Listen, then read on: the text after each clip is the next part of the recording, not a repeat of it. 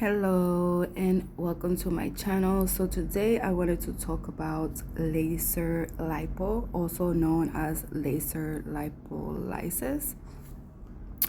And basically, what is laser lipo?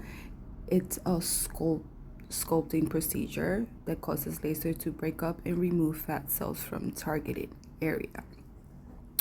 While it can be effective in the reducing fat cells, there are some concerns about laser lipo, including safety.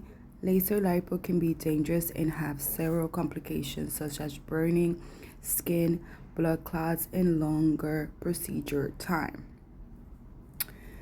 So today we will be looking at a video of a young lady who got a lipo laser procedure, and basically she was burned with a severe burn, and basically this is happening a lot with this procedure, and the clinics are not helping you, like, with the scarring and with anything whatsoever. So I just Google is laser lipo scam, and basically Google just said that laser lipo, also known as laser lipolysis, is a cosmetic procedure that uses laser to break up and remove fat cells from targeted area. While it can be effective in the reducing fat cells, there are some concerns about the laser lipo, including, I already read that, but basically it was saying how laser liposuction has been marketed as a safety and effective way to remove fat and tighten skin, but some ways the marketing it's ahead of the science. I'm gonna say that it again, but some say the marketing, meaning money, they want money. That's what they say in this works. It's ahead of the science. The science is not going with them, what they saying. Okay, so basically this is what's happening. So if you do want to get laser lipo, I suggest you do not do it. Yeah, because you could get a very severe burn, and it's permanently, and some people are not going to help you. Some doctors are not going to help you with reversing that damage that they cause. So here we have a young lady who is going through this, and we're going to look at this video, and please comment on the comments, and I will talk to you later.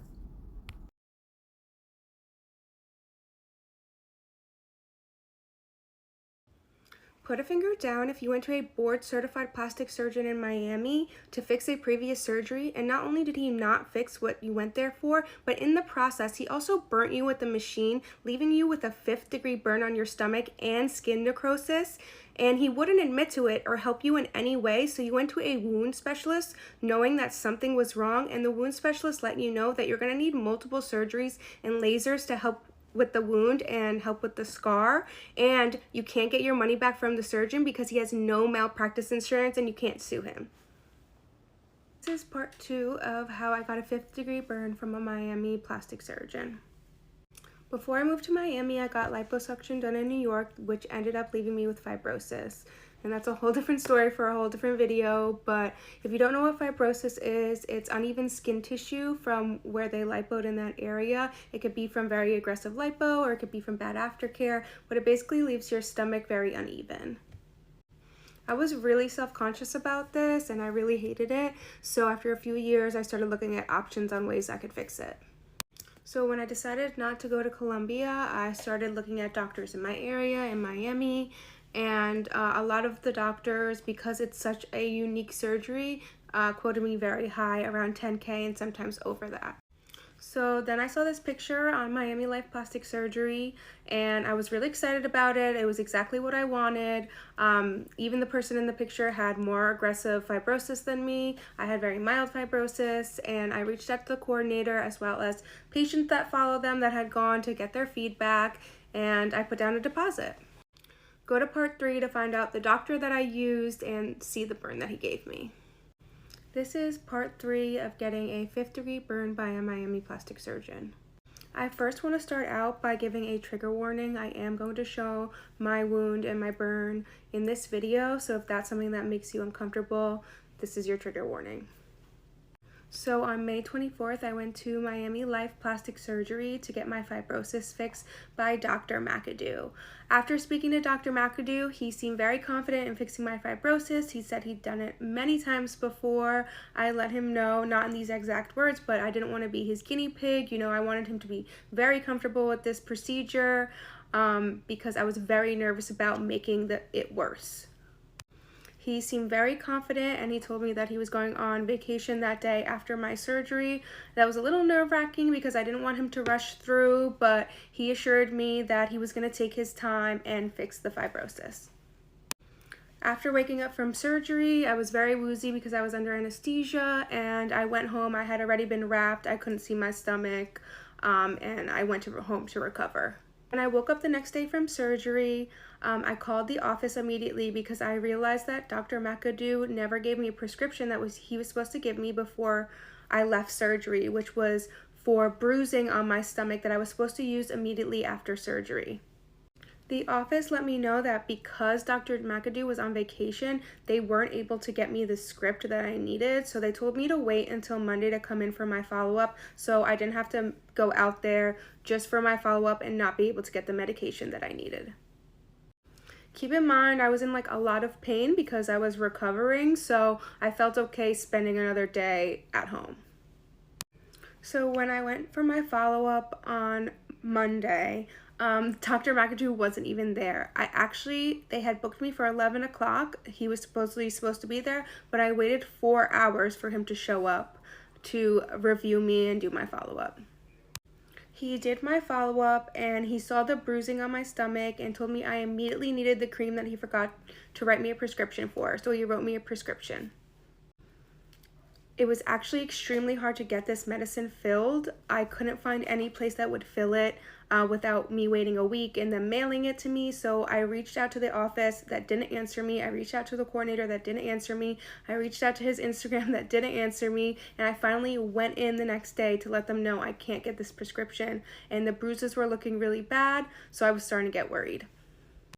One of the very nice nurses there actually helped me out by giving me some of a sample that I could take home with me until I was able to get the medicine.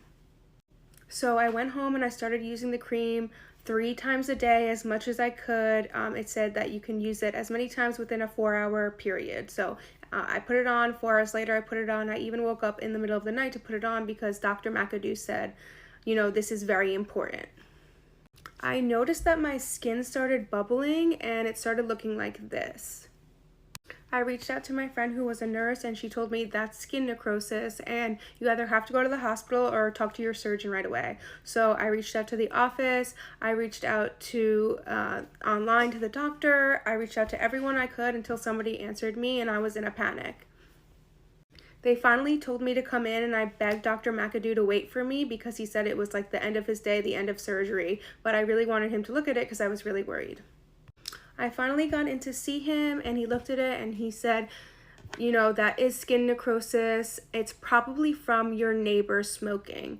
I don't smoke. There's no smoke around me, and my neighbors actually don't smoke, and I told him that, but he said, this is from smoking. You get skin necrosis from smoking. And I said, I don't think that's possible. But he told me to keep using the cream and it would just go away. After talking to my friend that was a nurse, she told me do not do that and go to the hospital straight away, but she actually ended up making me an appointment at her hospital with a wound specialist. I went to the wound specialist, who advised me that it is a lipo burn. It's a burn from the machine that they use from Lipo. He says he sees them all the time in Miami, and he confirmed that it was a 5th-degree burn. He told me that my skin was going to completely fall off, I was going to be able to see fat, and I was going to need surgery and laser treatments to fix it. So this is actually what my wound looks like now. I'm still healing. I'm still going to the wound specialist. That's not covered by my insurance. Let me know if you have any questions that I can answer in part 4. A Miami plastic surgeon burned me and scarred me for life, and now is refusing to give me my medical records. This is an update from my last video, so if you want to see what happened, go to that. Trigger warning, graphic images ahead. In May of this year, Dr. McAdoo burned me severely. A month and a half ago, I signed off on getting my medical records and paid the fee, and the office told me they were gonna arrive within 2 weeks. I keep calling back, but they keep telling me that the doctor is refusing to give them to the office, so they can't send them. And I wonder why. Could it be because something might happen like this article? Pause to read. I'm no doctor, lawyer, or journalist, but in this article, it mentions that Dr. McAdoo used to practice in Illinois. During his time there, he burned several patients and they sued and won. I wonder why he moved to Miami where there's no medical malpractice.